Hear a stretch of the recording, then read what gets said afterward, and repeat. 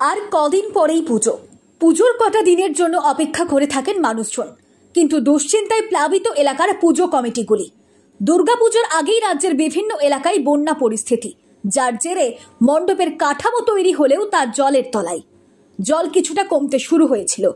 পুজো কমিটির কর্মকর্তারা কিছুটা স্বস্তি পেয়েছিলেন। ফের নিম্নচাপ, যার জেরে বৃষ্টি, আবার বাড়ল জল। অর্থাৎ যে এলাকায় জল নেমে গিয়েছিল আবারও জলমগ্ন সেই সমস্ত এলাকা। যদিও বেশ কিছু এলাকার মণ্ডপ আগে থেকেই ডুবেছিল, আবারও জল বেড়ে বাড়ালো দুশ্চিন্তা।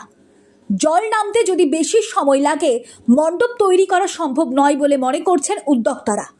ঘাটাল মহাপ্রভুতলা পুজো কমিটির কর্মকর্তা শিবাজি অধিকারী বলেন, তাদের পুজো 12তম বর্ষে পদার্পণ করলো। অন্যান্য বছরও প্রতিকূলতা দেখা গেছে, তবে বন্যা হলে জল কমে যায়, তারপর মণ্ডপ তৈরি করে পুজো করা হয়। কিন্তু এবছর এখনো বাড়ছে জল, যার কারণে খুব দুশ্চিন্তায় আছেন বলে তিনি জানান। আমাদের আরগোড়া মহাপ্রভুপল্লী পূজা কমিটি এবছর 12তম বর্ষে পদার্পণ করেছে। এর আগেও প্রতিকূলতা এসেছে, কিন্তু বন্যা এসেছে, কিন্তু বন্যা আগেই চলে গেছে। কিন্তু এবছরের যা পরিস্থিতি, এখনও পর্যন্ত আমাদের মণ্ডপ জলে, আমাদের কোনো ঠিক নেই, আমরা মণ্ডপ করতে পারবো না। আমরা সম্পূর্ণ অনিশ্চয়তার মধ্যে আছি। তবে আমরা চিন্তাভাবনা করছি, যদি ওখানে না হয় কোনো উঁচু স্থানে ছোটোখাটোভাবে আমরা আমাদের পূজাটা করবো। কত বাজেট ছিল আমাদের বাজেট বেশি নয়, লাখ 2 টাকা বাজেট ছিল। কিছু সাংস্কৃতিক অনুষ্ঠান, সাংস্কৃতিক উৎসব, কিছু দান ধ্যানও ছিল, কিন্তু আমরা সবই এখন অনিশ্চয়তার মধ্যে।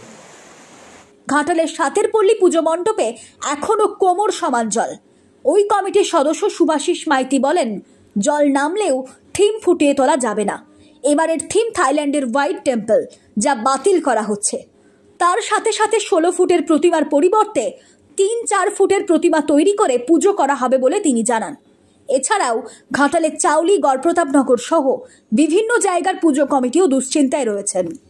আপনারা দেখতেই পাচ্ছেন, আমাদের তৈরি মণ্ডপ এখনও জলমগ্ন। সেই জল সরতে এখনও অনেক দিন লাগবে।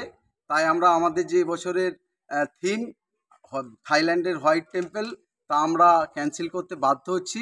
আমরা আমাদের যে উচ্চতম 16 ফুটের প্রতিমা, তাও আমাদের ক্যান্সেল করা হয়েছে।